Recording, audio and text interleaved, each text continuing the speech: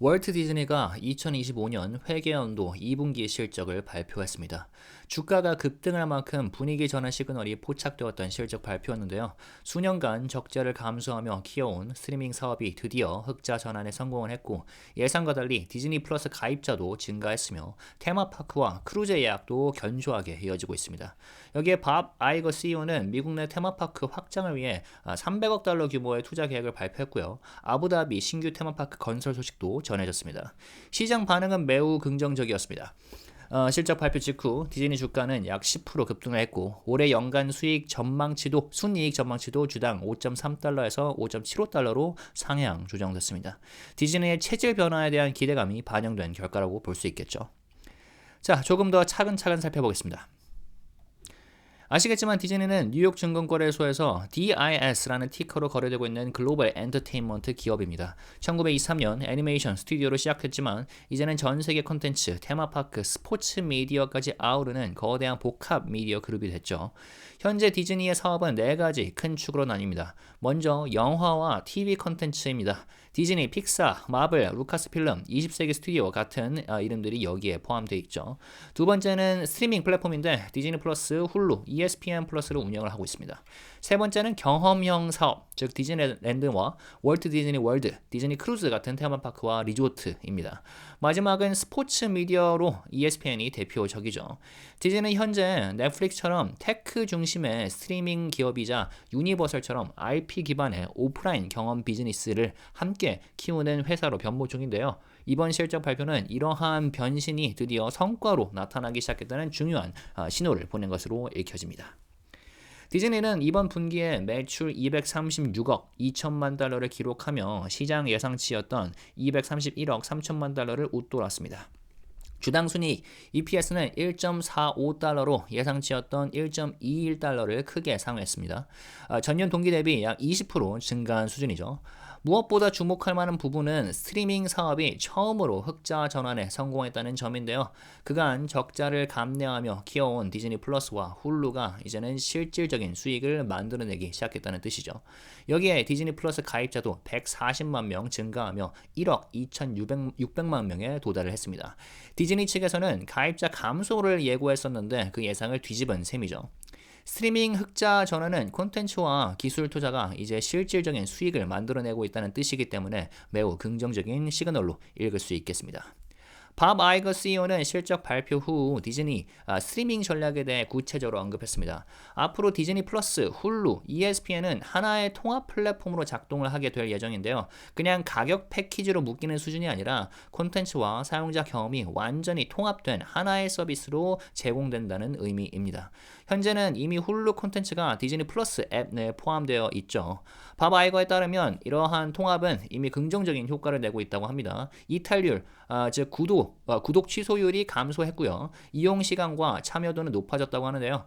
ESPN의 DTC, Direct to Consumer 서비스도 올해 안에 정식 출시될 예정이어서 스트리밍 유저 입장에서는 하나의 앱 안에서 스포츠, 영화, 시리즈를 모두 즐길 수 있는 환경이 마련되는 셈입니다.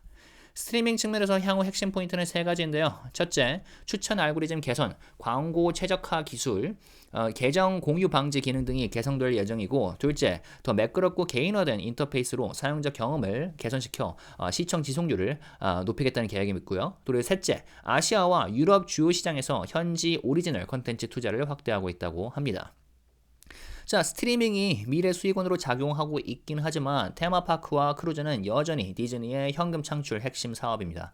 이번 분기 기준으로 디즈니 월드 예약량은 전년 대비 3분기 4% 증가, 4분기 7% 증가했습니다. 신규 크루즈선 디즈니 트레저 혹은 고객 만족도가 매우 높다고 하고요. 올해 말 싱가포르에서 출항할 예정인 크루즈선 역시 사전 예약이 폭발적이라고 합니다. 무엇보다도 주목할 점은 미국 내 디즈니랜드, 플로리다와 캘리포니아에 300억 달러 규모의 시설 확장 계획이 발표됐다는 것인데요. 새로운 IP 기반 테마 구역, 예를 들면 빌런즈랜드, 카즈랜드, 아바타의 판도라 월드, 주토피아 같은 신규 콘텐츠 중심의 경험 공간이 들어설 예정이라고 합니다. 또한 아부다비의 디즈니의 7번째 글로벌 테마파크가 건설될 예정인데요. 해당 프로젝트는 UAE의 모랄 그룹이 자본을 투자하고 운영을 맡으며 디즈니는 IP, 설계, 브랜드 감독을 제공할 전망입니다.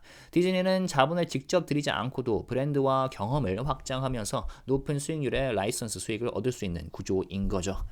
자, 디즈니는 ESPN의 완전 독립형 스트리밍 서비스도 곧 출시할 계획입니다. 해당 서비스는 기존의 TV 중계뿐 아니라 실시간 통계, 판타지 스포츠 연동, 배팅 기능까지 포함될 예정이라고 합니다. 광고 매출도 눈에 띄었습니다. ESPN의 광고 수익은 전년 대비 20% 이상 증가했고요. NFL, NCAA, 대학 풋볼 등 스포츠 중계가 중심 역할을 했습니다. 이 서비스를 디즈니 플러스, 훌루와 함께 번들로 제공함으로써 유료 가입자 확보와 광고 단가 상승을 함께 하고 있는 거죠.